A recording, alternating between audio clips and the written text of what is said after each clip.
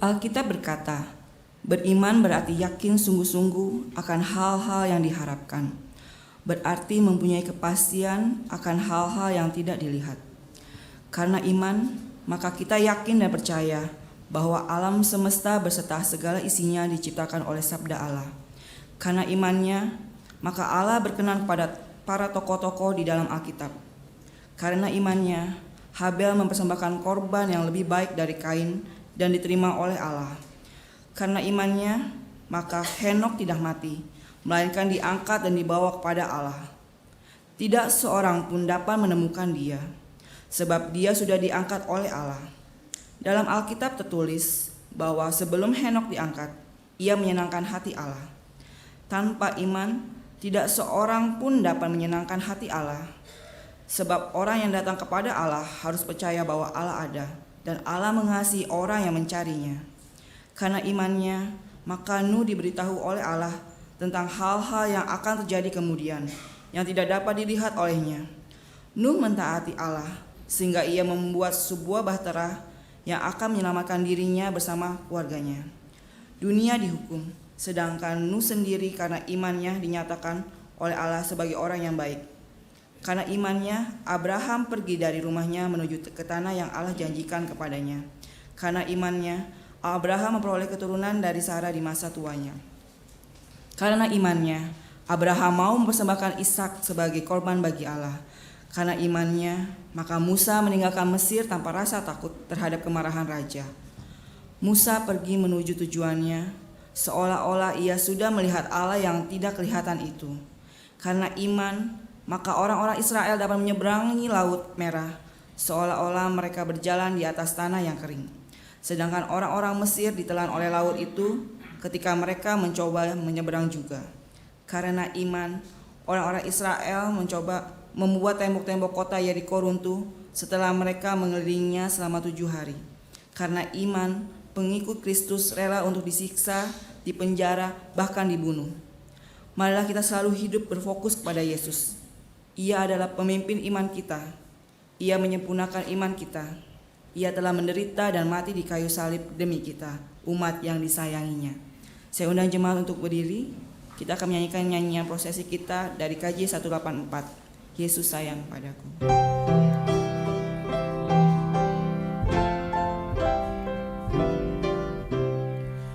Yesus sayang padaku, Alkitab mengajarku, walaupun kecil lemah, aku ini miliknya. Yesus Tuhanku, sayang padaku, itu firman-Nya di dalam Alkitab.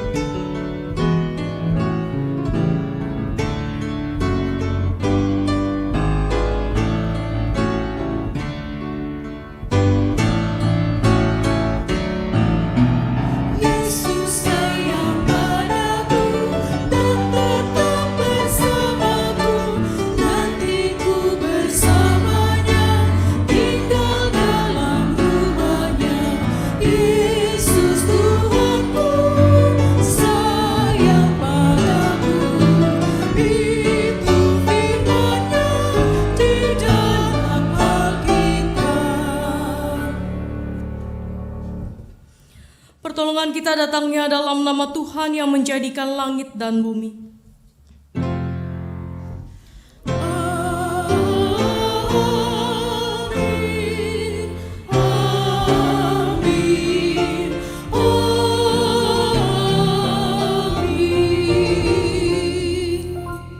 Tuhan beserta kita.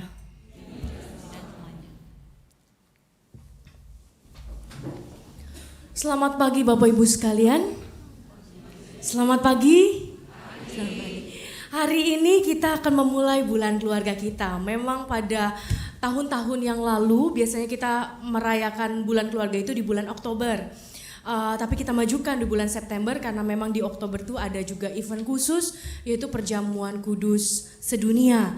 Jadi kita akan fokus bicara soal keluarga di bulan sekarang di setiap bulan September bersama dengan beberapa GKI di Jakarta maupun di daerah. Bapak Ibu terkasih di dalam Tuhan, hari ini tema kita adalah seberapa sehatkah iman kita? Kalau misalnya tubuh saja kita tahu kalau mulai sakit tuh rasanya gimana. Kalau jiwa juga gitu ya. Kalau kita sedang depresi, kita sedang sedih, kita sedang merana, itu kita tahu ada ciri-cirinya. Bagaimana dengan ciri iman yang sehat? Atau sebaliknya bagaimana ciri iman yang sakit? Hari ini kita mau bersama-sama belajar dengan mendalaminya lewat firman Tuhan. Namun sebelumnya kita akan kembali memuji Tuhan dari Kidung Jemaat nomor 405 bait 1 sampai 5.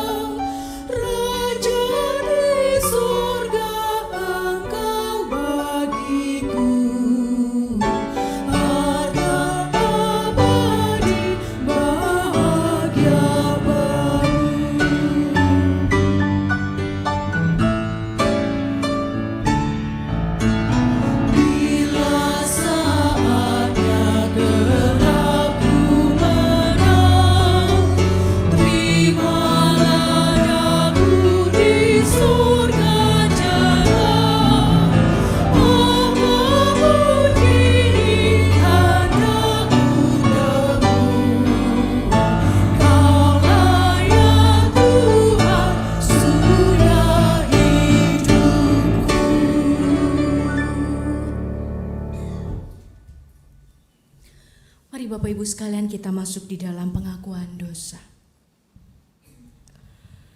Marilah dengan rasa sesal dan malu, serta dengan penuh kerendahan hati kita mengaku segala pelanggaran dan dosa kita kepada Allah yang Maha Kasih. Ya Allah, Engkau ciptakan kami sebagai keluarga yang sempurna, yang menggambarkan citra keilahian-Mu.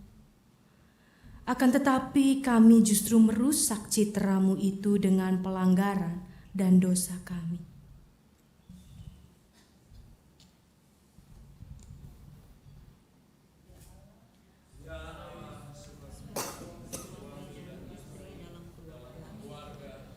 Kami seringkali gagal untuk saling menghormati, padahal kami telah berjanji di hadapan-Mu untuk saling menghormati. Kami selalu salah dalam pikiran, perkataan, dan perbuatan kami. Seringkali kami melakukan tindak kekerasan satu terhadap yang lain. Ampunilah segala dosa dan kelemahan kami, ya Allah. Ya Allah, kami sadar bahwa kami belum berhasil menjadi orang terbaik bagi anak-anak yang Kau karuniakan kepada kami.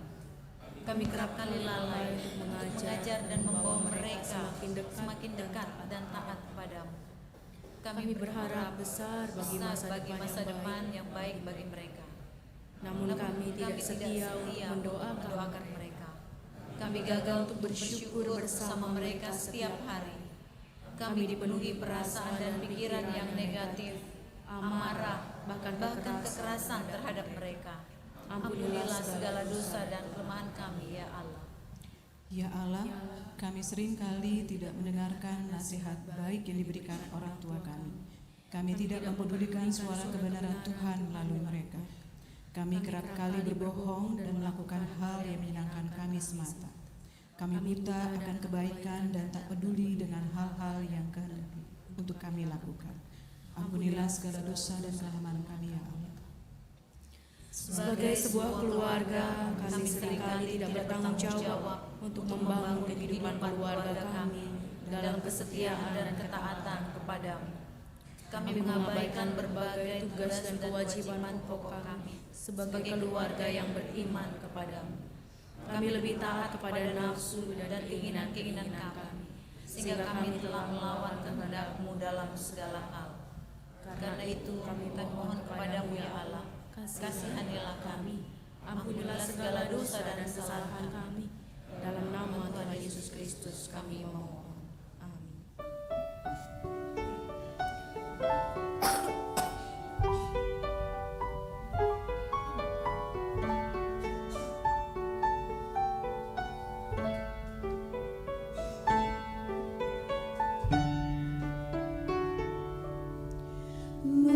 Meski tak layak diriku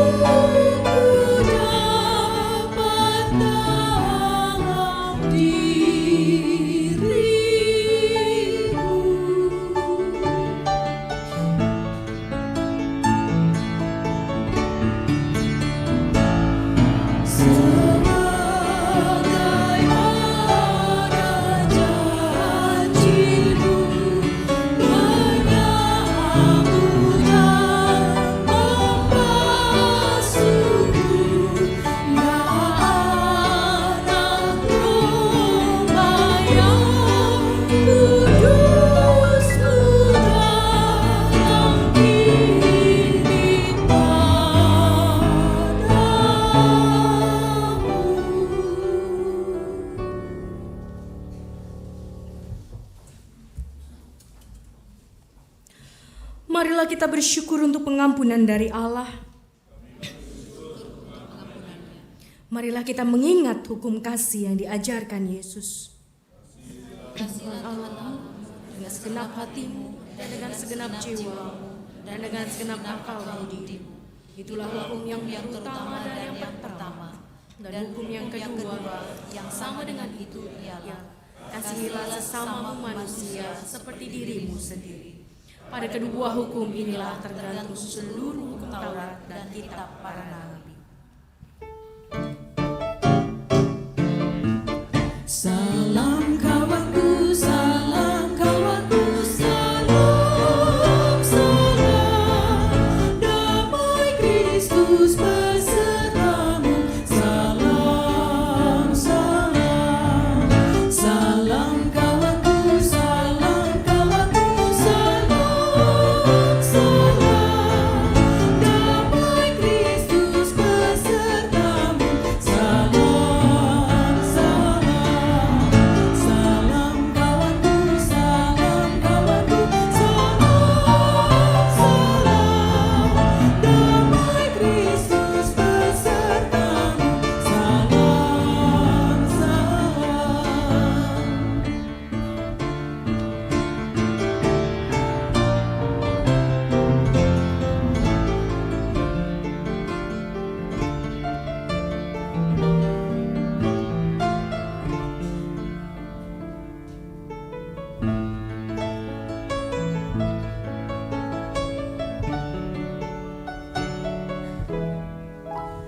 Keluarga hidup indah bila Tuhan di dalamnya, dengan kasih yang sempurna Tuhan pimpin langkahnya.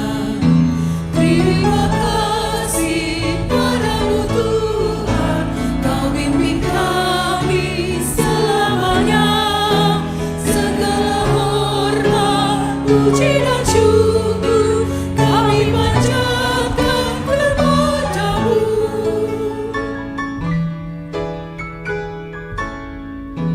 Di dunia banyak jalan, jalan mana yang ditempuh?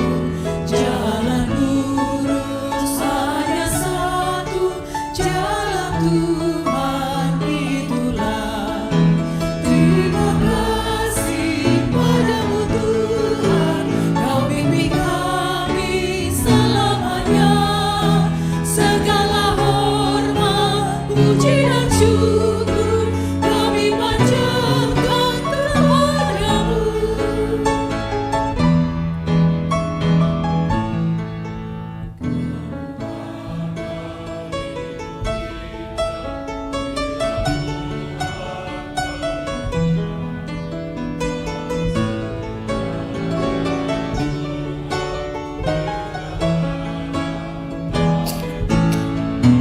Terima kasih padamu Tuhan, Kau pimpin kami selamanya. Segala hormat, puji dan syukur kami panjatkan kepadamu.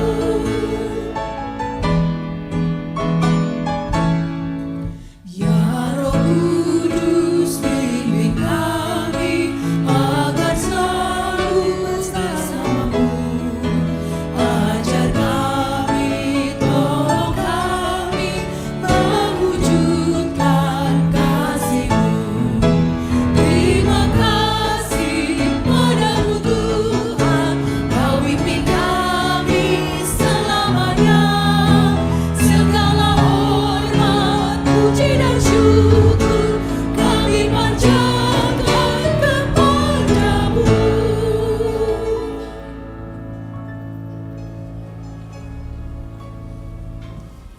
Kita akan mendengarkan pujian dari paduan suara GKI Puri Indah.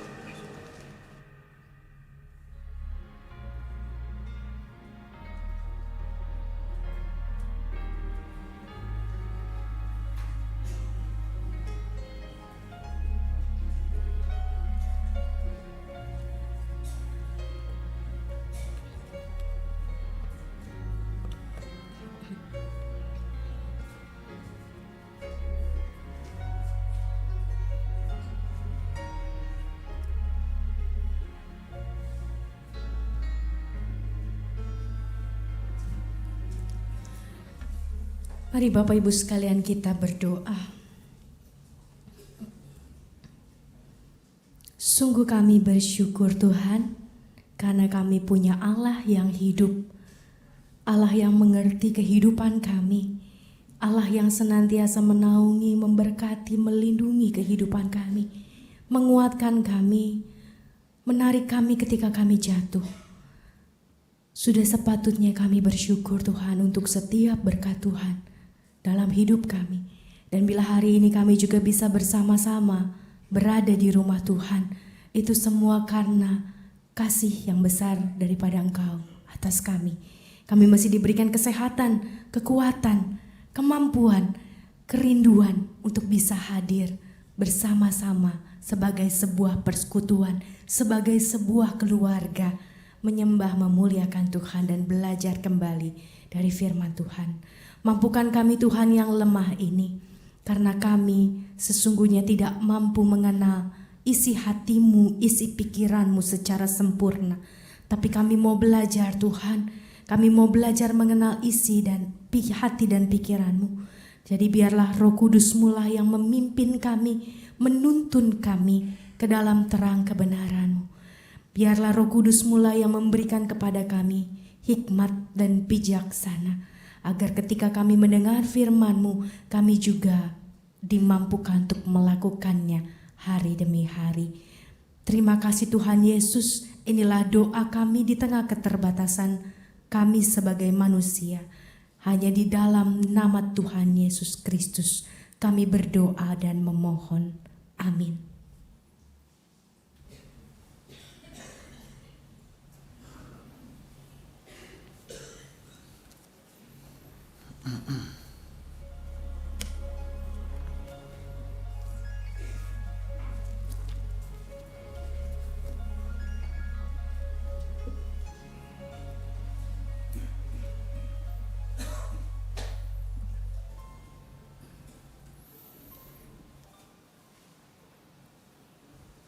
Pembacaan Ulangan 30 ayat 15.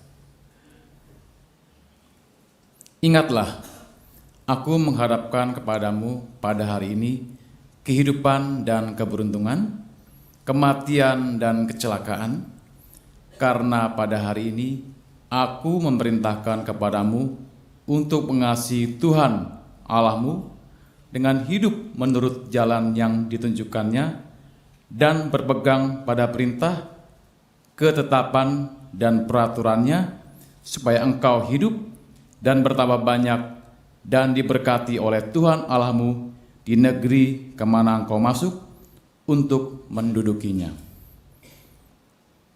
Tetapi jika hatimu berpaling dan engkau tidak mau mendengar, bahkan engkau mau disesatkan untuk sujud menyembah pada Allah lain dan beribadah kepadanya, maka aku memberitahukan kepadamu pada hari ini bahwa pastilah kamu akan binasa, tidak akan lanjut umurmu di tanah kemana engkau pergi, menyeberangi sungai Yordan untuk mendudukinya.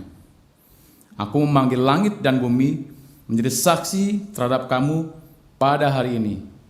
Kepadamu kuperhadapkan kehidupan dan kematian, berkat dan kutuk.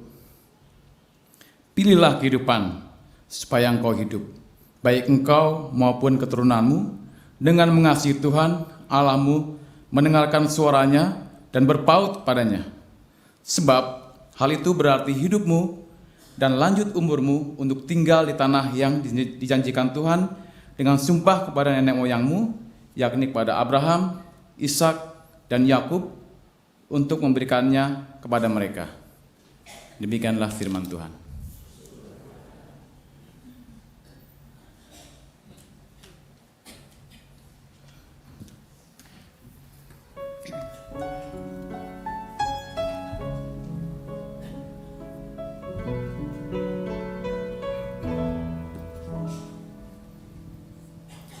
Bahagialah setiap orang yang sukai Taurat Tuhan, yang tekun merenungkannya baik siang maupun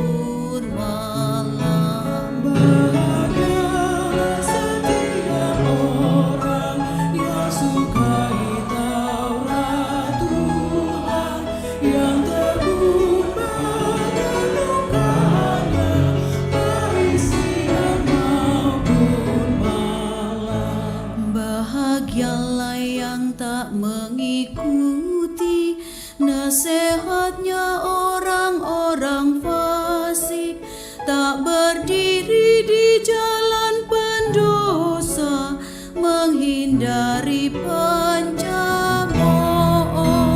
Bahagialah setiap orang yang sukai Taurat Tuhan, yang tekun merenungkannya, baik siang maupun malam. Dia bagaikan pohon yang ditanam di tepi aliran air berlimpah, kan berbuah lebat pada musimnya, yang daunnya takkan layu. Bahagialah setiap orang yang sukai Taurat Tuhan, yang tekun merenungkannya, baik siang maupun malam. Tak begitu jalan orang fasik, seperti sekam ditiup angin, takkan tahan dalam penghakiman di kumpulan orang benar. Bahagialah setiap orang yang sukai Taurat Tuhan, yang tekun merenungkannya, baik siang maupun malam. Jalan orang benar dikenal Tuhan, apa yang dibuatnya berhasil. Berbedalah jalan orang fasik, kan menuju kehancuran. Bahagialah setiap orang yang sukai Taurat Tuhan, yang tekun merenungkannya, baik siang maupun malam.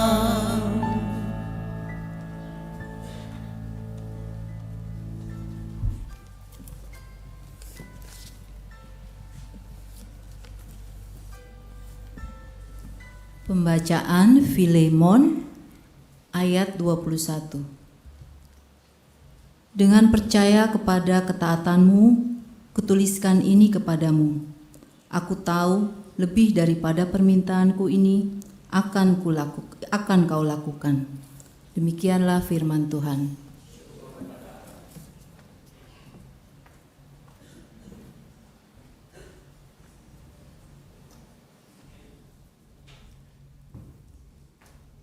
Pembacaan Injil terambil dari Lukas 14, 25 sampai 33. Pada suatu kali banyak orang berduyun-duyun mengikuti Yesus dalam perjalanannya.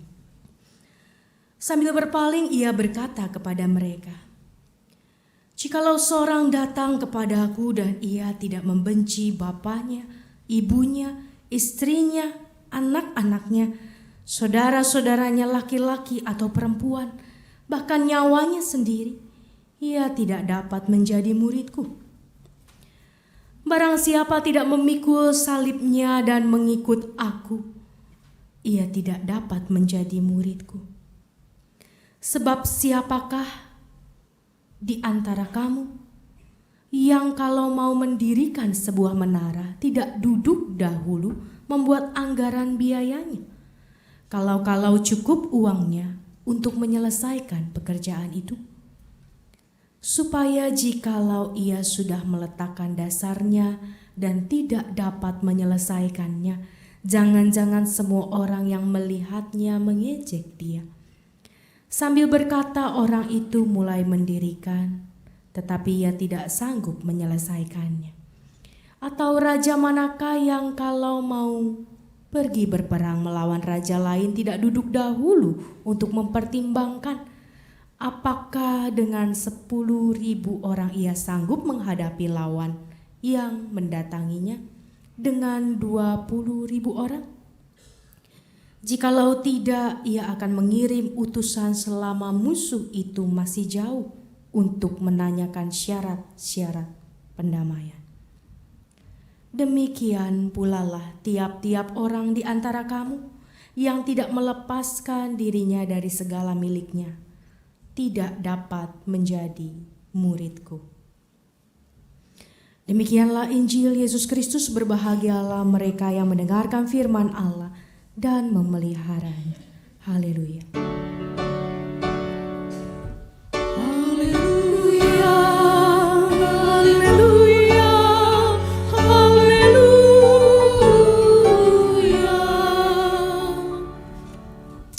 Bapak Ibu yang terkasih di dalam Tuhan, kalau tema kita hari ini adalah seberapa sehatkah iman kita, kita akan belajar hari ini menemukan beberapa kriteria iman yang sehat, supaya kita juga tahu kondisi-kondisi iman kita sama seperti ketika kita tahu kondisi tubuh kita.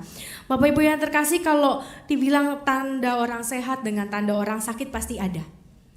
Kalau badan kita mulai sakit, kita mulai rasakan gak enak di mana, di perut kah, di kepala, pusing dan lain sebagainya. Ada tanda-tandanya, dan kalau tubuh kita sehat, tubuh kita menjadi tubuh yang berenergi, penuh semangat, bugar, prima gitu ya. Melakukan segala sesuatu juga tidak dengan lemas, dengan penuh vitalitas. Begitu juga dengan jiwa. Bapak Ibu sekalian, kalau jiwa sehat ada tandanya enggak? Ada. Apa tandanya kalau jiwa sehat? Walaupun jiwa itu kaitannya mungkin nanti dengan hati, balik juga dengan iman gitu ya. Tapi tentunya kita pasti tahu kalau jiwa kita sehat, jiwa kita seperti apa. Kalau nggak sehat deh, kalau nggak sehat seperti apa? Depresi, putus asa begitu ya.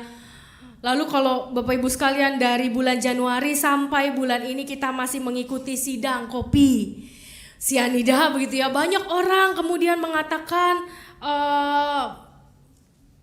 yang tersangka ini, gak boleh terdakwa Bapak Ibu sekalian, masih tersangka gitu ya. Tersangka ini ada penyakit kejiwaan sepertinya. Karena dari 22 tanda psikopat, ada 4 katanya ada di dia ya. Bapak Ibu sekalian pasti ada tanda-tandanya. Orang yang mengalami sakit jiwa, makanya disediakan juga rumah sakit jiwa. Karena memang ada tanda-tanda khususnya. Nah, bagaimana dengan iman Bapak Ibu sekalian?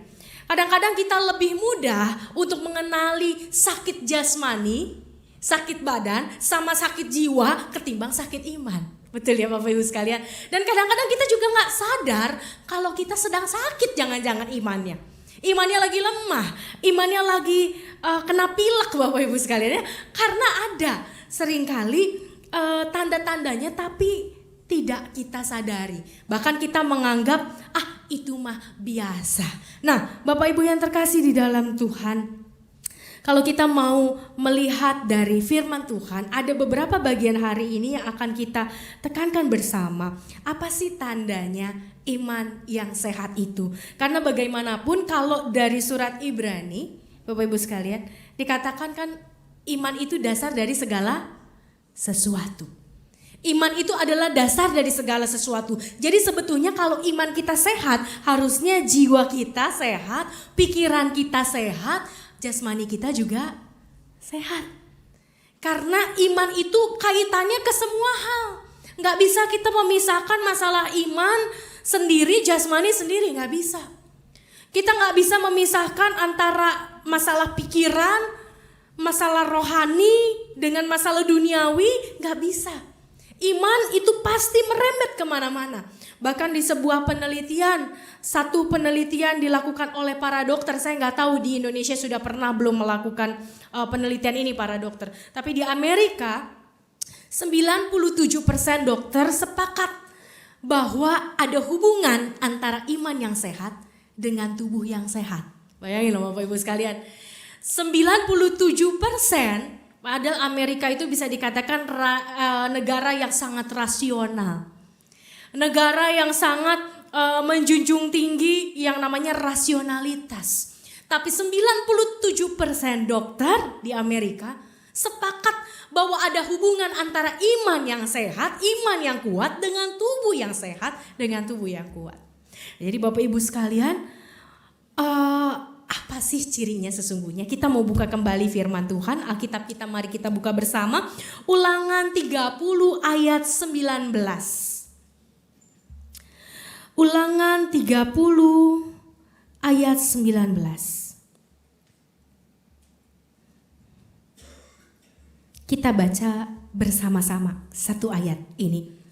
Dengan perlahan ya Bapak Ibu sekalian. 2, 3. Aku memanggil langit dan bumi menjadi saksi terhadap kamu pada hari ini.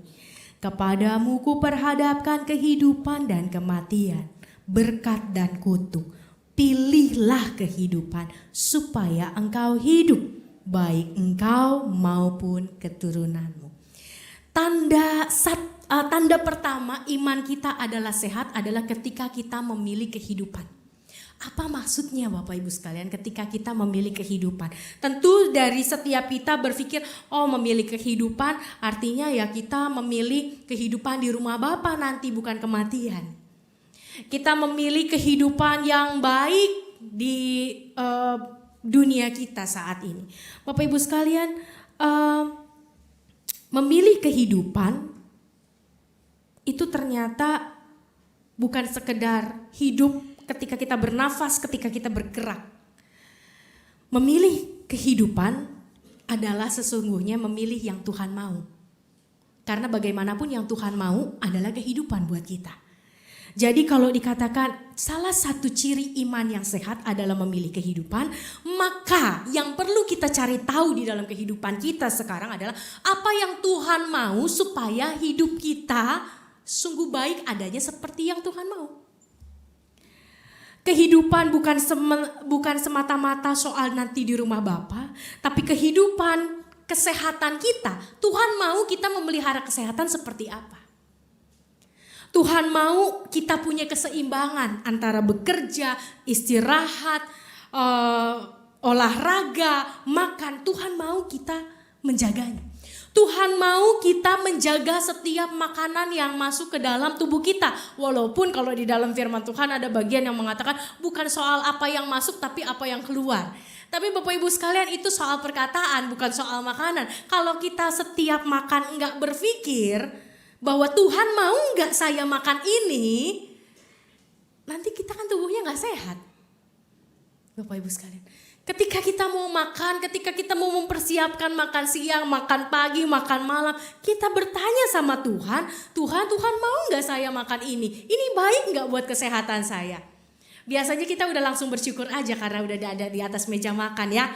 Ada ayam, ada B2, B1, B yang lain begitu ya. Lalu sayurnya sedikit kalau ada beberapa orang yang susah makan sayur. Bahkan hingga usia tua pun masih susah makan sayur, sukanya yang manis terus begitu ya.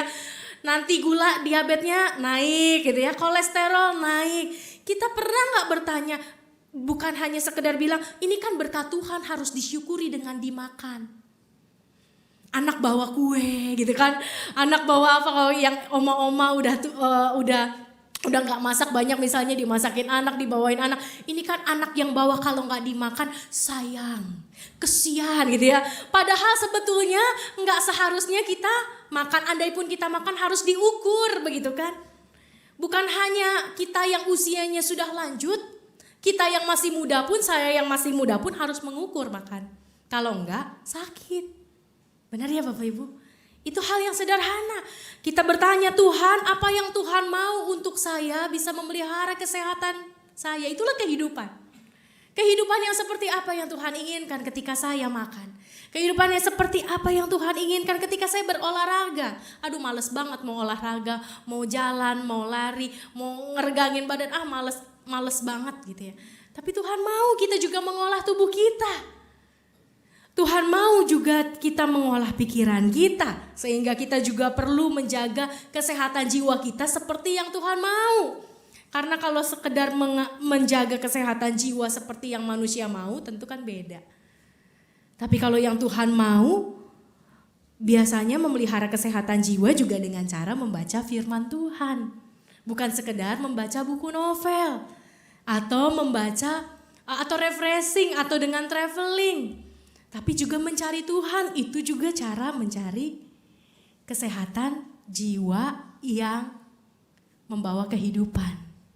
Kalau sekedar refreshing, jalan-jalan sama anak, sama keluarga, kita jalan-jalan sendiri, kita mengambil cuti, hanya menikmati waktu kita tanpa bersinggungan dengan Tuhan, tanpa berelasi dengan Tuhan. Apa betul refreshing seperti itu yang Tuhan mau? Atau Tuhan juga menginginkan ketika kita berjalan-jalan, kita menikmati alam pemandangan ciptaan Tuhan, di situ kita menjalin sebuah hubungan yang indah juga dengan Tuhan. Dengan Tuhan, terima kasih. Saya diberikan kesempatan untuk menikmati alam, bisa bercakap-cakap dengan Tuhan lebih lagi di waktu refreshing kita. Sehingga refreshing itu tidak hanya membuat hati kita bugar, tapi roh kita juga bugar. Refreshing yang Tuhan inginkan. Lalu kemudian apalagi? Ketika tuh iman yang memilih kehidupan adalah iman yang memilih juga kehidupan untuk hubungan-hubungan kita di tengah keluarga, di tengah komunitas, di tengah persekutuan. Kalau selama ini kita kurang memberi waktu buat suami kita, buat istri kita, buat anak kita, buat orang tua kita, apakah dengan begitu hubungan kita akan terus hidup dengan mereka? Bisa-bisa lama-lama hubungan kita mati. Apalagi sekarang banyak hubungan sudah digantikan dengan teknologi. Dengan HP, dengan SMS, dengan BBM, dengan Line, dengan WhatsApp, apapun jenis aplikasinya begitu ya, yang membuat yang dekat jadi jauh, yang jauh jadi dekat begitu. Apakah dengan kita sekedar mengatakan selamat pagi, apa kabar, itu sudah membangun, atau dengan memberikan waktu betul-betul 5 menit, 10 menit papasan, berhadapan, bertanya apa yang sedang kau alami hari ini, apa yang ada di dalam hatimu, apa yang ada di dalam pikiranmu. Mari kita bertukar pikiran, mari kita bersama-sama menyatukan visi di antara anggota keluarga. Pernahkah itu terjadi dalam hidup kita? Atau jangan-jangan sekarang kita sebagai keluarga jalan masing-masing. Ibunya jalan masing-masing sendiri, ayahnya sendiri, anak-anaknya sendiri, orang tua sendiri, pembantu sendiri, supir sendiri. Semua gak pernah kumpul. Ruangan keluarga kosong. Gak pernah diisi semua anggota keluarga untuk bisa duduk bersama, sharing bersama, berdoa bersama, bergandengan tangan bersama untuk berdoa. Pilihlah yang Tuhan mau. Bukan hanya yang enak di hati kita, yang nyaman buat kita, yang kita rasa kayaknya udah pas lah menurut kita. Cari terus Tuhan, Tuhan ingin saya memiliki hubungan yang seperti apa dengan suami saya. Tuhan ingin saya memiliki hubungan yang seperti apa dengan istri saya. Dengan anak-anak saya yang sudah mulai besar, yang ABG. Dengan orang tua saya yang sudah tua, yang sudah jarang saya ketemui. Pasti banyak Bapak Ibu sekalian yang udah jarang ketemu dengan orang tua karena pekerjaan, karena kesibukan, karena waktu, bisa dibilang memang susah sekali untuk mencari waktu. Tapi Tuhan, bagaimana saya bisa menjalin hubungan yang hidup di dalam Tuhan dengan mereka juga. Begitu juga dengan komunitas bersekutu di gereja.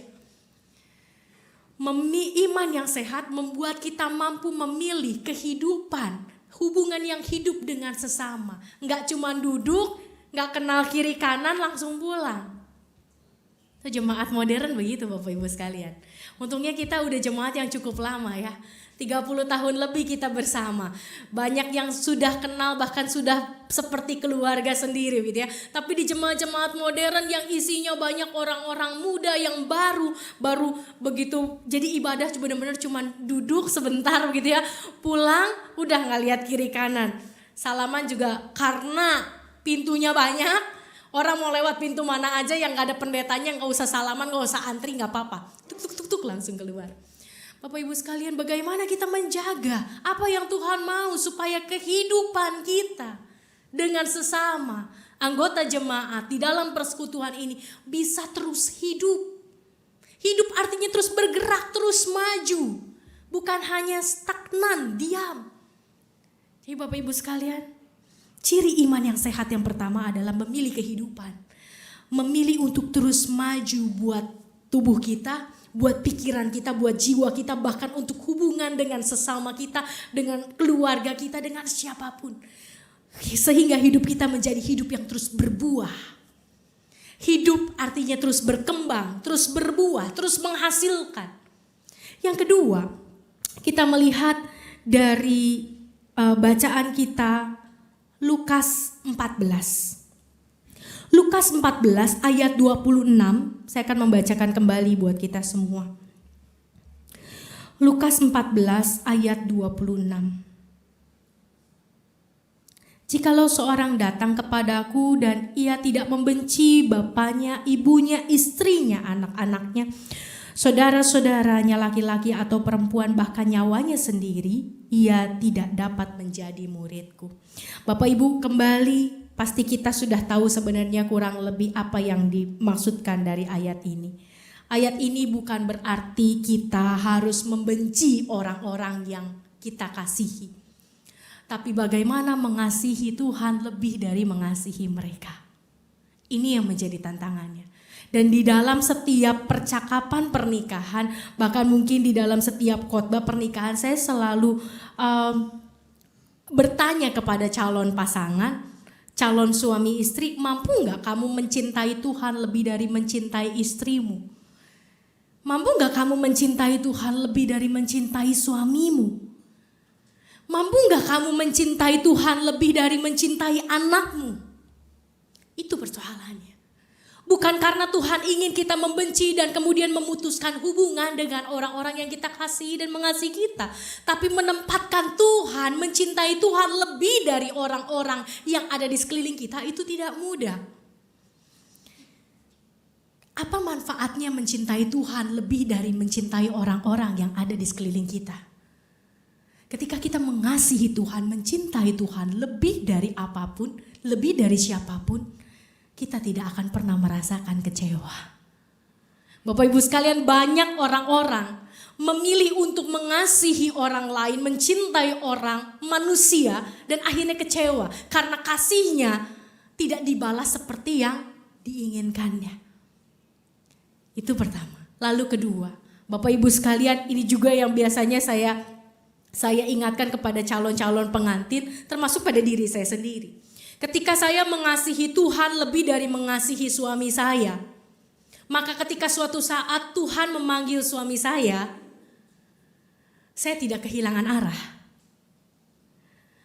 Karena saya tahu suami saya berada bersama dengan Tuhan, dan semakin dekat saya dengan Tuhan, maka semakin dekat saya dengan suami saya. Dan saya semakin berpikir dan berusaha untuk mengasihi Tuhan sejak kejadian suami saya kecelakaan bulan lalu. Karena saya tidak pernah bisa membayangkan selama ini, udah mulai sih, karena bagaimanapun ketika saya membawa percakapan nikah, saya selalu bertanya dan menekankan kepada calon pengantin, kamu harus mengasihi Tuhan lebih dari suamimu ya, daripada pasanganmu. Tapi baru kerasa sama saya sendiri, saya gak pernah membayangkan kalau hidup saya tanpa suami saya, dengan anak yang baru 6 bulan. Tapi Bapak Ibu sekalian, disinilah saya belajar. Ternyata Tuhan menginginkan saya mengasihi Tuhan lebih daripada mengasihi suami saya. Berat buat saya, karena suami yang kelihatan kan Bapak Ibu kan. Istri yang kelihatan, anak-anak yang kelihatan, orang tua yang kelihatan. Tuhan kagak kelihatan. Tapi ketika kita belajar mengasihi Tuhan lebih dari mengasihi orang yang kita cintai. Ketika orang yang kita cintai, orang yang kita kasihi itu diambil Tuhan, kita tahu mereka ada di tangan yang terbaik, dan semakin dekat kita dengan Tuhan, semakin kita dekat dengan mereka yang pergi mendahului kita. Itu maksud ayat Lukas 14 ayat 26. Dan disinilah rasa haus kita akan Tuhan diuji Bapak Ibu sekalian. Kita lebih haus bicara dengan pasangan kita, dengan suami istri, dengan anak kita, dengan orang tua kita, atau dengan Tuhan. Seberapa hauskah kita akan Tuhan? Seberapa hidup kita ini dikuasai oleh firman Tuhan dan bukan dikuasai oleh pendapat suami kita, pendapat istri kita, pendapat anak kita, pendapat orang tua kita. Seberapa hidup kita ini lebih mampu mengasihi dan bukan sekedar mencintai, apalagi membenci. Seberapa hidup kita ini memiliki disiplin rohani dan setiap hari semakin disiplin. Itu salah satu tanda bahwa iman kita sehat. Bahwa kita memiliki disiplin rohani yang semakin hari semakin baik. Kalau biasanya doa masih ada bolong-bolong, baca firman Tuhan masih ada bolong-bolong. Tahun lalu bolongnya seminggu 3 kali. Tahun ini bolongnya paling nggak harus 2 kali. Jangan nambah jadi 4 kali. Gitu ya Bapak Ibu sekalian. Itulah disiplin rohani. Karena semakin haus kita sama Tuhan, semakin rindu kita ketemu Tuhan, semakin pengen mendalami siapa Tuhan. Dan salah satu juga bukti bahwa kita mengasihi Tuhan lebih daripada mengasihi orang di sekeliling kita. Kita lebih peka terhadap suara Tuhan ketimbang suara manusia. Seringkali hidup kita ini diatur oleh manusia. Seringkali hidup kita ini lebih diwarnai oleh pendapat orang tentang kita dan bukan pendapat Tuhan tentang kita. Seringkali kehidupan kita ini lebih diwarnai dengan apa kata orang tentang A, B, C, D, E. Dan kita manut-manut ketimbang apa kata Tuhan tentang A, B, C, D. Kita lebih patuh, kita lebih taat, kita lebih mendengar suara manusia ketimbang suara Tuhan. Iman yang sehat itu dibuktikan dengan ketika kita lebih memilih suara Tuhan ketimbang suara manusia. Kita memilih suara Tuhan lebih peka setiap hari terhadap suara Tuhan ketimbang suara suami, istri, orang tua, anak. Anak-anak pun harus lebih peka terhadap suara Tuhan ketimbang suara orang tuanya. Kenapa? Karena orang tua terbatas. Suami istri harus lebih peka mendengar suara Tuhan ketimbang pasangannya. Karena Tuhan akan menuntunnya di jalan yang tepat. Suami dan istri belum tentu menuntun kita di dalam jalan yang tepat. Haus akan Tuhan menjadi tanda kedua. Mencintai Tuhan, mengasihi Tuhan lebih dari apapun, lebih dari siapapun. Sehingga Tuhan menjadi nomor 1. Lalu kemudian yang ketiga. Ciri iman yang sehat yang ketiga adalah di ayat 27. Lukas 14 ayat 27 saya akan membacakan buat kita semua. Barang siapa tidak memikul salibnya dan mengikut aku, ia tidak akan menjadi muridku.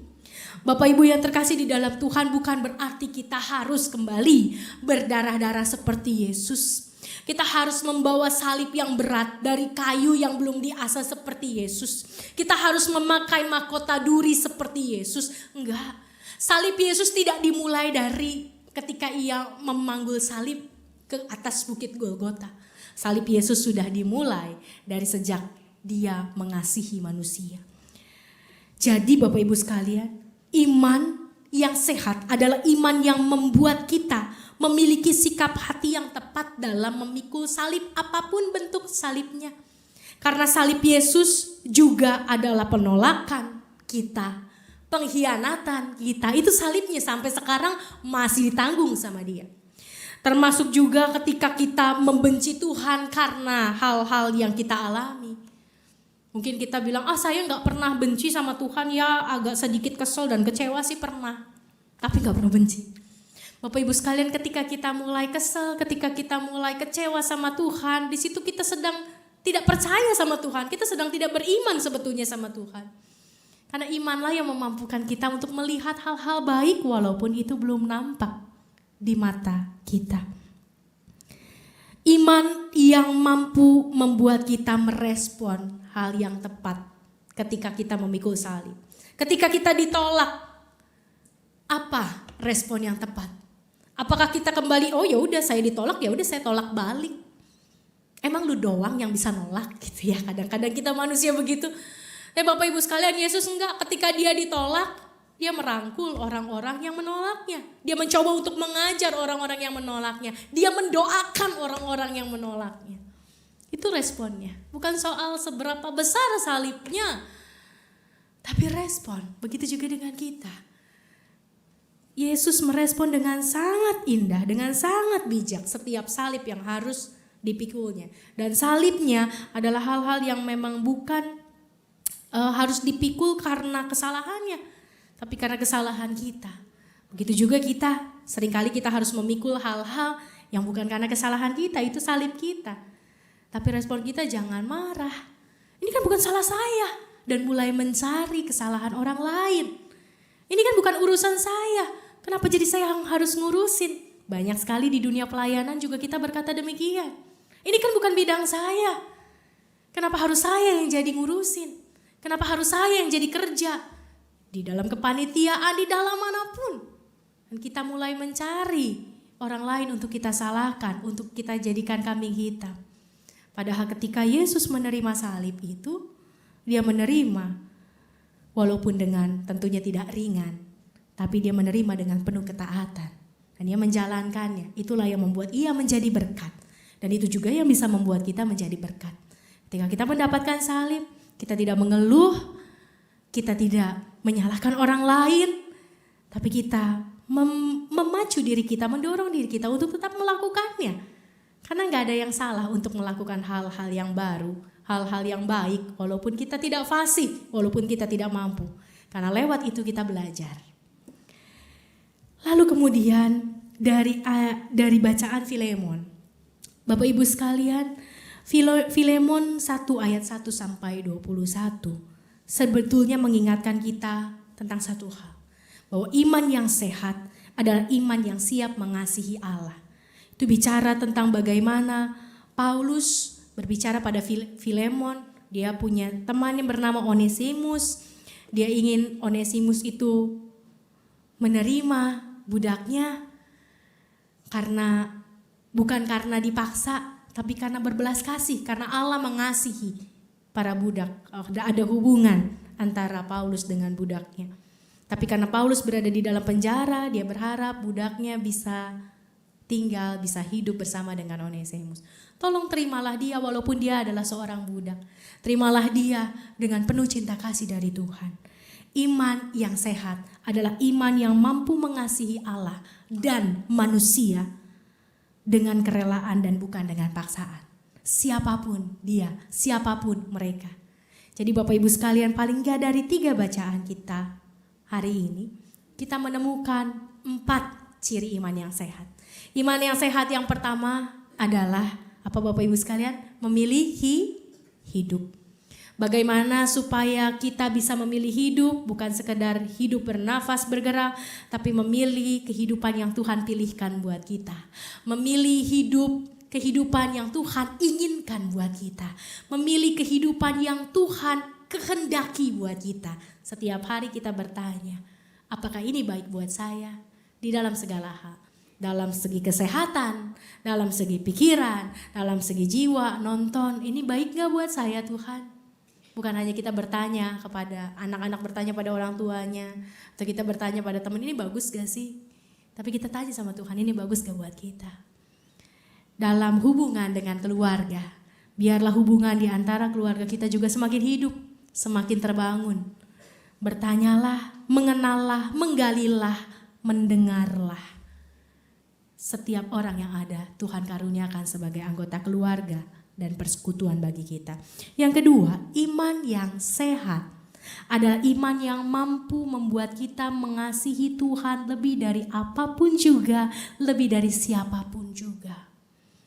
Iman yang sehat membuat kita mendengar suara Tuhan lebih daripada suara istri, suami, anak, orang tua. Iman yang sehat membuat kita haus akan mengenal Tuhan, haus akan berbincang dengan Tuhan, ketimbang berbincang dengan sesama kita. Tapi bukan berarti ketika kita malas ngomong sama suami kita atau istri kita karena berantem, kita bilangnya kita mau ngomong sama Tuhan aja. Itu juga gak benar Bapak Ibu sekalian ya, itu pelarian namanya ya, gitu ya. Jadi kalau hubungan dengan Tuhan baik, harusnya hubungan dengan sesama baik. Jangan hubungan dengan Tuhan dibikin jadi baik karena hubungan dengan sesama lagi bengkok ya Bapak Ibu sekalian. Hal yang ketiga dari ayat 27, iman yang sehat membuat kita memiliki sikap hati yang benar dalam memikul salib kita. Memiliki sikap hati, sikap pikiran yang benar, yang tepat ketika kita memikul salib kita. Tidak ada yang menyenangkan dari memikul salib. Tapi dari hal yang tidak menyenangkan itu Tuhan membentuk kita. Jadi tetap bersyukur. Salib sebesar apapun, seberat apapun, sekasar apapun, syukuri. Karena Yesus pun mengucap syukur atas setiap salib yang dialaminya. Dan yang terakhir, iman yang sehat adalah iman yang membuat kita siap mengasihi Allah juga manusia tanpa memandang siapa mereka, dari mana, apa latar belakangnya, apa suku bangsanya, apa keberadaan ekonomi, sosial, budayanya. Kita menerima karena Kristus menerima semua orang. Bapak Ibu sekalian, mari, seberapa sehatkah imanku? Seberapa sehatkah iman kita? Biarlah 4 hal ini paling tidak dapat menjadi cara kita supaya iman kita tetap terpelihara. Tuhan Yesus memberkati. Amin.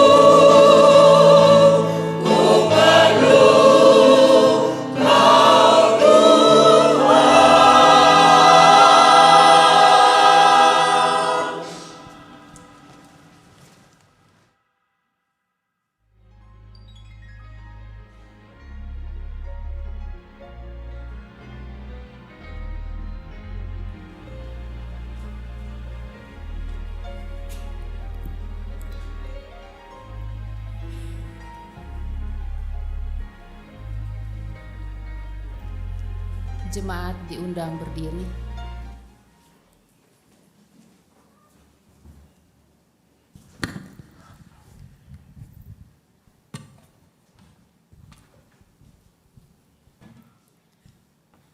Marilah kita bersama dengan gereja Tuhan yang senantiasa disertainya mengikrarkan kembali iman percaya kita dengan bernyanyi. Aku percaya Allah yang kekal, yang oleh sabda kita kenal, Bapa pencipta alam semesta, yang mengasihi manusia. Aku percaya yang disalibkan di Golgota, yang dari kubur bangkit dan menang, naik ke surga dalam darah. Aku percaya pada Roh Kudus yang mendiami kita terus. Aku percaya gereja yang besar, ku jadi suci di dalamnya. Silakan duduk.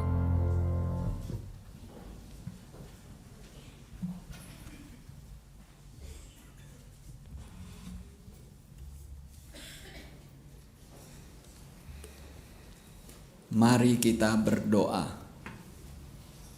Tuhan Allah Bapa, kami bersyukur atas kasih setia-Mu yang melindungi keluarga kami.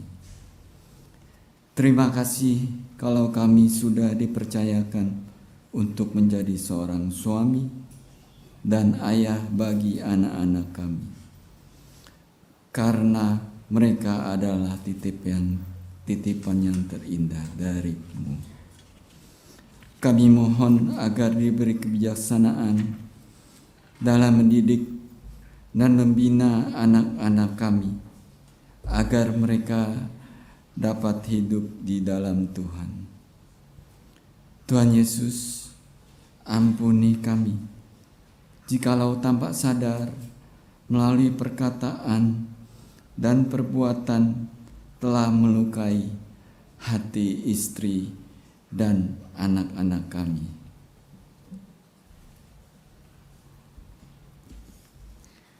Allah yang baik, sebagai seorang istri dan ibu dari anak-anak kami, tolong kami untuk selalu dapat berkata-kata dengan baik dan lembut, sehingga kami tidak menyakiti hati suami dan anak-anak kami.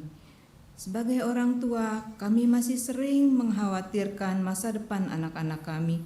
Ampuni kami Tuhan. Bukalah mata dan hati kami untuk melihat berkat-berkat-Mu sepanjang hidup kami, sehingga kami dapat menikmati sukacita hidup yang Tuhan anugerahkan bagi kami.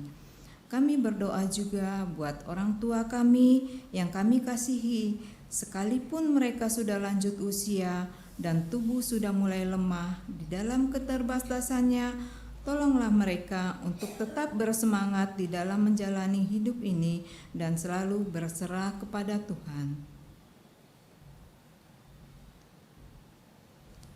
Terima kasih Tuhan, kalau Tuhan sudah memberi kami orang tua yang baik, yang mengasihi kami.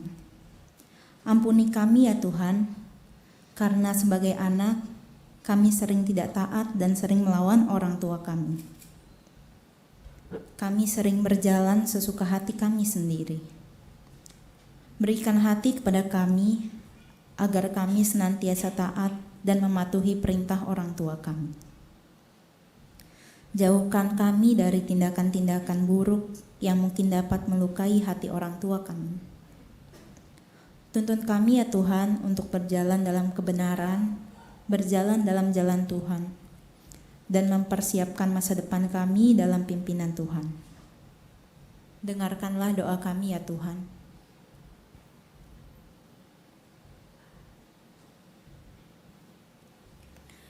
Tuhan, hari ini kami juga mau membawa seluruh syafaat kami. Kami mau berdoa Tuhan untuk setiap kami yang berada di dalam pergumulan hidup.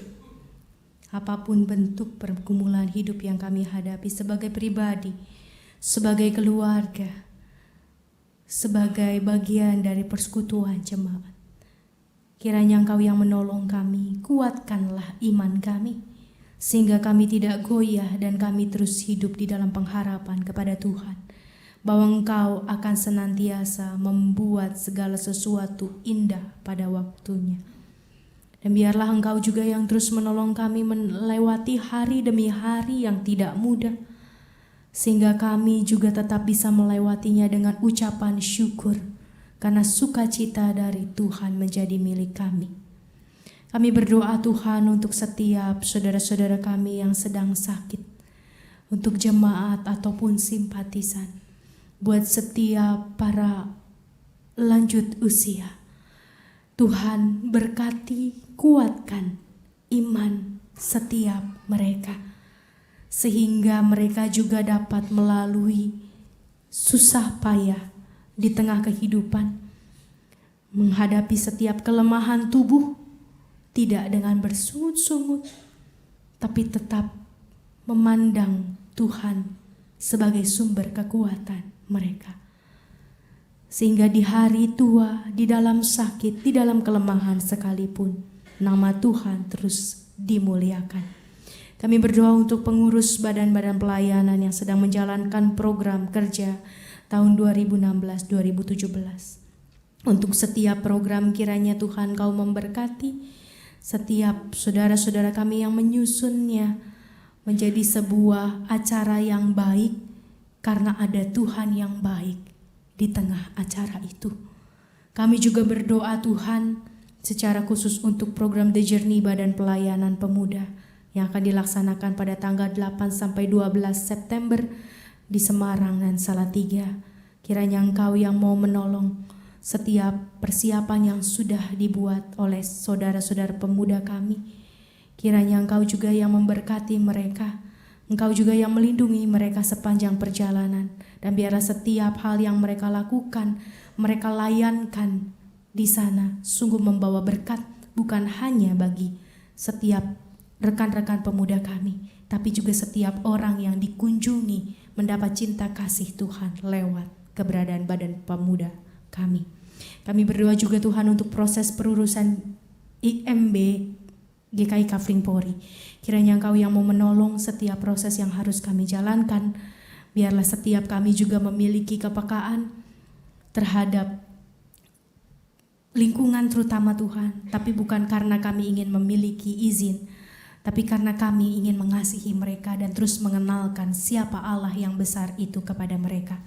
Sehingga setiap keberadaan kami di tengah komplek ini, di tengah warga, di tengah komunitas Jelambar Kafling Polri, sungguh menjadi perpanjangan tangan kasih Tuhan bagi setiap orang.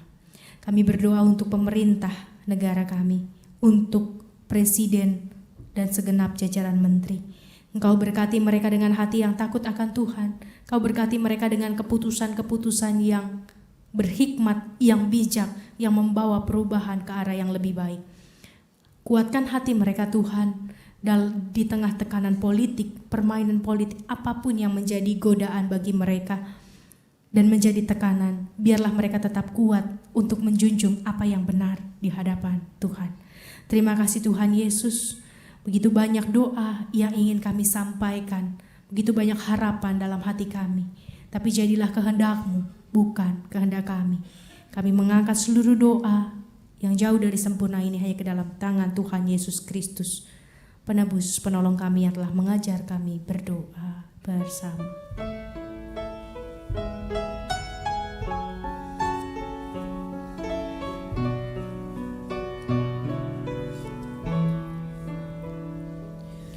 Bapa kami yang ada di sorga, dikuduskanlah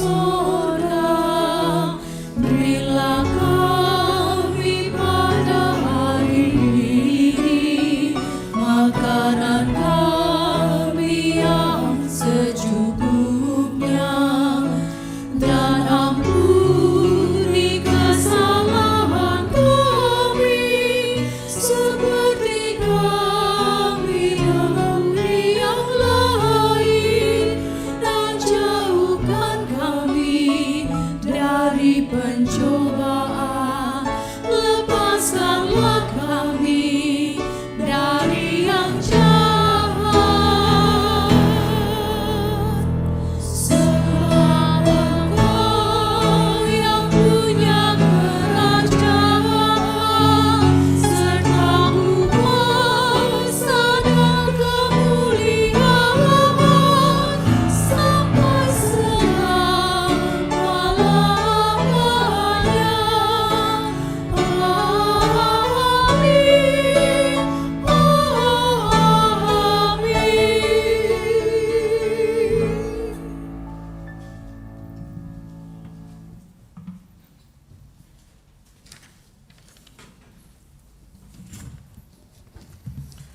Marilah kita bersyukur atas pemeliharaan Tuhan di dalam hidup kita. Sebagai dasar persembahan, marilah kita mengingat bahwa Tuhan menginginkan kita mempersembahkan hidup kita. Firman-Nya dalam 1 Petrus 5 ayat 1 Petrus 2 ayat yang kelima sebagai berikut. Dan biarlah kamu juga dipergunakan sebagai batu hidup untuk pembangunan suatu rumah rohani bagi suatu imamat kudus, untuk mempersembahkan persembahan rohani yang karena Yesus Kristus berkenan kepada Allah. Kita nyanyikan PKJ 153 bait yang pertama dan kedua.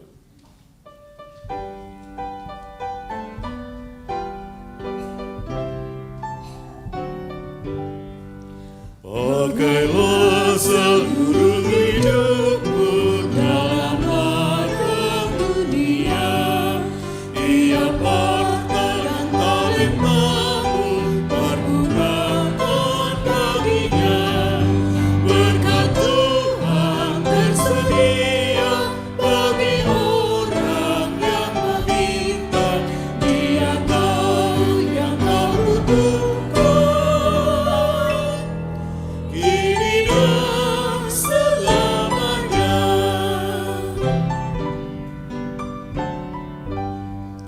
Sungguh banyak waktu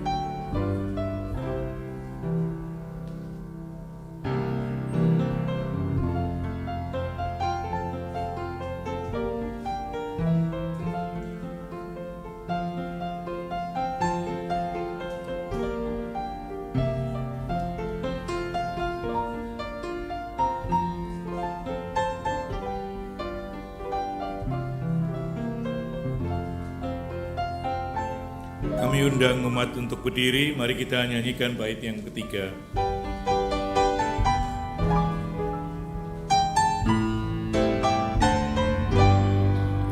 Ingatlah akan penciptamu pada masa mudamu, sebelum tiba hari Tuhan persembahkan karyamu. Berkat Tuhan tersedia bagi orang yang meminta, Dia tahu yang kau butuhkan, kini dan selamanya. Mari kita berdoa. Terima kasih padamu ya Tuhan, Kau membimbing kami selamanya. Segala hormat, puji, dan syukur kami panjatkan kepadamu untuk setiap tarikan napas yang kami boleh lakukan, untuk hidup yang Tuhan sudah berikan kepada kami, dengan segala kegiatan-kegiatan yang dapat kami lakukan. Kami mengucapkan terima kasih ya Tuhan. Kalau pada saat ini ungkapan terima kasih boleh kami berikan di dalam bentuk persembahan. Kami tahu kami tidak layak, tetapi Tuhan, kiranya Engkau mau kuduskan persembahan ini. Engkau mau pakai, biar Engkau mau berikan hikmat bagi mereka yang akan mengelolanya. Engkau mau berikan juga berkat bagi setiap umat yang hadir di tempat ini. Kami serahkan seluruhnya ke dalam tangan kasih pemeliharaan Tuhan. Di dalam nama Tuhan Yesus Kristus, kami berdoa dan kami mengucap syukur. Amin.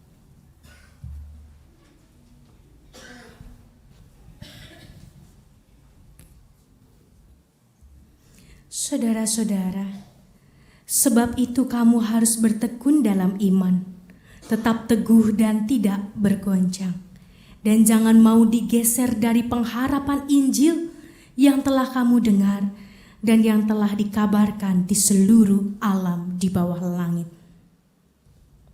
Mampukan kami bertekun dan tetap teguh dalam iman kepadamu ya Allah. Supaya iman kamu jangan bergantung pada hikmat manusia, tetapi pada kekuatan Allah. Kami siap menyerahkan hidup kami kepadamu.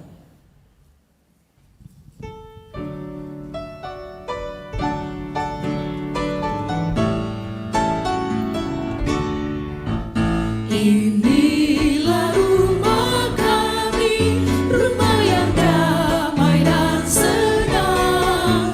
Siapa yang menjamin, tak lain Tuhan sajalah. Allah damai dan indah, jikalau Tuhan beserta. Sejahtera semua, sekeluarga bahagia.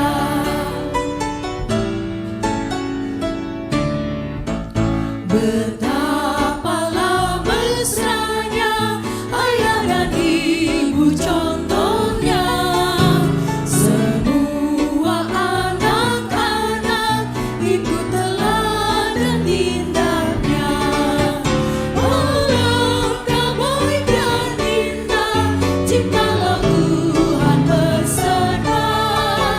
Sejahtera semua, sekeluarga bahagia.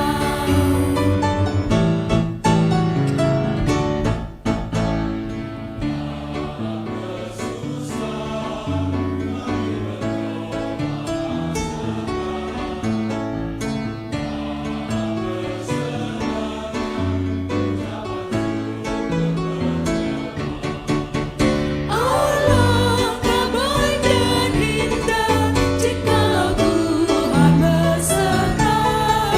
Sejahtera semua, sekeluarga bahagia.